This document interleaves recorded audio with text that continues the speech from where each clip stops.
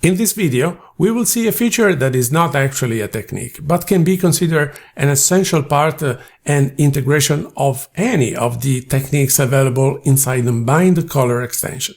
Of course, I'm talking about luminosity masks. And inside the Mindthecolor extension, we have luminosity masks built from the image luminosity, split into three different tonal ranges: highlights, midtones, and shadows. Let's see how they work.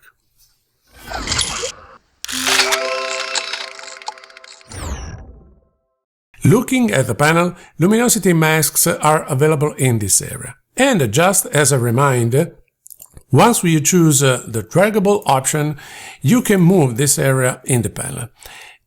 In this way, they can be moved around, leaving all the commands visible, and also we can always load a certain mask as a selection before clicking any command. And that's why I said that luminosity masks are an important integration of any technique inside the panel.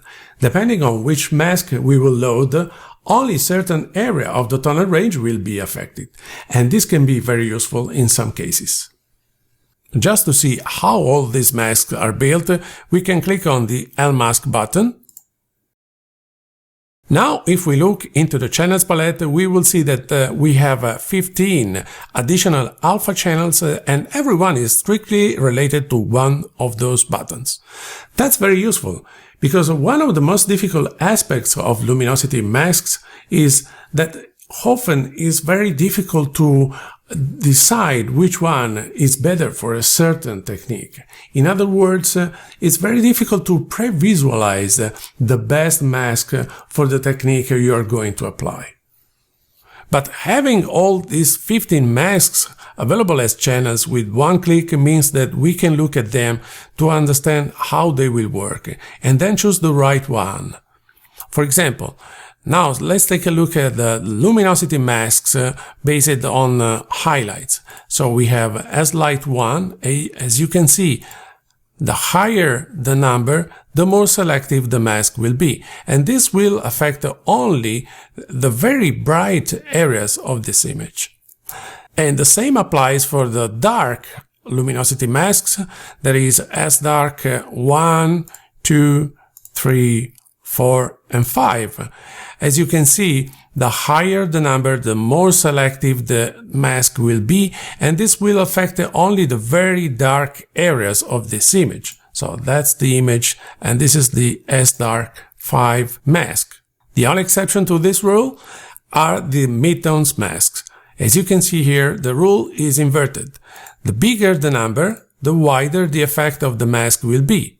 Exactly what you will get by clicking on the same M1, M2, M3, 4, 5 button that will load the same selection of the channels here. Now, just to make an example, if I want to affect only the lightest part of this image, I can command click to load the S light, for example. Maybe I can choose as light 3 or 4. Okay, I'm going to choose as light 4, so I can command click this channel, and then go into the layers palette. I can choose, for example, a curves layer. I'm going to darken all the highlights like this, for example. Okay. As you can see, with this mask applied, only the lightest part of the image is affected. And this is without the curve, and this is with the curve. And the most important part is that the luminosity mask is protecting everything except the area I want to affect. And this will be otherwise the effect of the same curve without the luminosity mask applied. Okay. Now, moving on a real example in an image like this, what I would like is to lighten, I would say, the guy that is too dark, in my opinion, maybe with a curve. So I can choose a curves layer, and when I choose this tool and I move around the image, I can see that the face of this guy is located only in this area of the curve. So the curve I need to lighten the face can be a curve like this. And when I choose the right curve for the face, you can easily see that everything else becomes too bright. Now that's the moment in which luminosity masks come into play. I can simply click on the L mask button, but before doing that, remember, always choose a bitmap layer. So I'm going to choose my background layer and click on the L mask. Now I can check all the channels created by the extension, and of course what I'm gonna need is a mask created by shadows. So this is dark 1, 2, 3, 4, 5. Yes, and this is what I was talking about before, that choosing the right mask is pretty difficult, sometimes can be really tricky. So a better option can be just to choose the mask by viewing in real time the effect. For doing that, I'm gonna click on the layers mask and choose the apply image command. Now, as a blending mode, I can choose normal, and as a channel, I can choose the right one.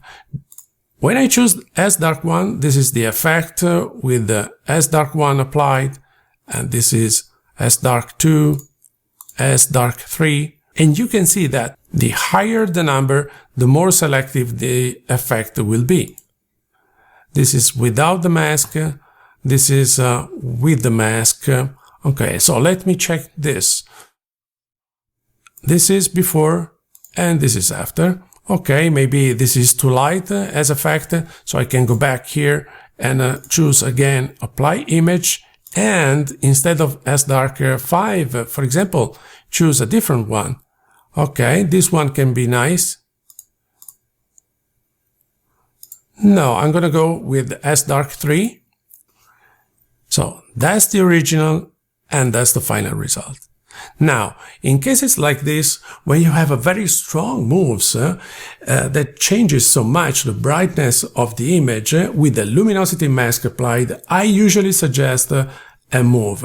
And the move is to blur the luminosity mask applied. Let's see what we have here, and increase the feather radius.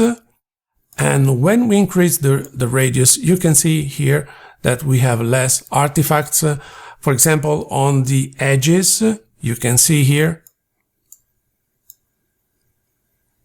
Okay, so that's without the blur, and that's with the blur. Okay, clearly better. And that's the original, and that's the final result. I can change the curve, of course, and make the effect just a little bit smoother.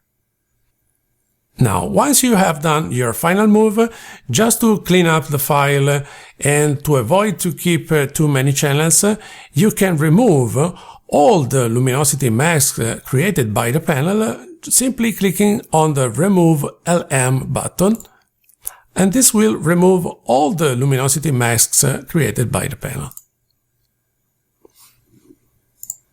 On an image like this, what I would like is to lighten the lightest part. So I'm going to choose a curves adjustment layer and check which part is the best. Okay, so I would like to lighten this area of the image. And of course, when I do this and apply the curve that does the job, you can see that the darkest areas become too light. So I can again click on the L mask button. Oh, remember, of course, to choose a bitmap layer before and see which mask is the best for me. And now let's check which mask is the best for me. So as light 1 can be a nice one, or maybe as light 2. Okay, as light 3 is too dark in my opinion. Okay, no, maybe I'm gonna go with as light 1 or as light 2. Okay, so let's go. And again, let's click on the mask of the adjustment layer and choose apply image and see what happens when I choose as light 1. So this is before and this is after. And what happens with S-Light 2? Okay, I have a smoother effect. I'm going to choose OK and see before and after. Okay, nice effect. Now, once I have a very dark mask like this, maybe I can go further with my curve. Let's try this and see what we have. Okay, you can see that I can add more light in the highlights without affecting all the midtones and the shadows, because the luminosity mask is protecting my move.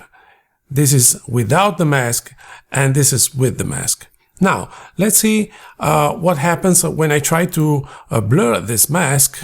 And the nice thing that happens when I do this, when I try to blur a curve that is lightening the image with a lightness, with a highlight mask applied, is a kind of a glow effect.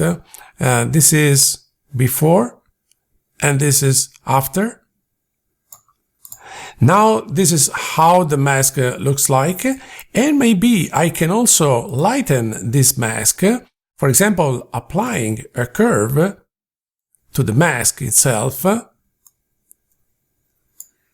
Okay, and push the contrast just like this. Let's see what happens. Okay, so this is before the curve on the mask and this is after the curve on the mask. This is the original and this is the final result, and this is how my mask looks like now, and this is how is going to look my image without the luminosity mask applied. Now that you see the final result, you can easily understand why selecting moves like this will be impossible without a luminosity mask applied to this adjustment layer. And finally, in an image like this, what I would like is to recover some detail in the sky or in the bride's dress. And of course, in this case, the curve that does the job will be exactly the opposite of the previous one. So I'm gonna drag the curve down just to recover the kind of detail I want into the sky. And you can see that all the detail in the shadows will be destroyed with this kind of curve. Okay, of course I already know what I have to do. Just one click on the L mask button, or maybe better, just before doing that, selecting a bitmap layer and a click on the L mask button. And now I'm ready to choose the right luminosity mask. Now, of course I need a mask based on the highlights. So this is S-Light 1, S-Light 2, S-Light 3, or maybe S-Light 2 or 3 can do the job here. So I'm going to click on the layers mask and I choose apply image. Okay, so now let's try S-Light 1. Maybe S-Light 2 is better. Oh yes, much better. What about the S-Light 3? Okay, more selective. Maybe I'm going to choose S-Light 2 and click OK. So as we are darkening the image with the curve, now let's try to blur the mask. Okay, yes, I get a nice detail. So that's the original and that's the final result. What about, adding, and that's my mask. Okay, I can also apply a curve to the mask and darken the shadows and lightening the highlights. Okay, you can see when I move the curve into the highlights how much detail is recovered into the dress. Okay, maybe this is fine to me. So I'm gonna click OK. That's before the curve and that's after the curve. That's the original and that's with the curve applied. Maybe just a little bit too dark into the face, so I can always change my curve. So that's my final choice. And as usual, if you want to clean up your file, don't forget to click on the Remove LM command. Okay, so as you have seen, luminosity masks can be very powerful for attacking only a certain area of the image and produce very strong results. Also, having 15 different masks available with just one click, well, this is very comfortable. But in the future, with some practice, you will need to click on the L mask and produce 15 channels every time, because you will become more confident with the kind of luminosity mask you will need for a certain move. So in the future, with some practice, it's going to be a matter of just making one click on the right button, loading the needed luminosity mask as a selection, and then clicking on the command you want to apply to the image inside the panel, and the panel will use that selection as a luminosity mask for the command you will choose.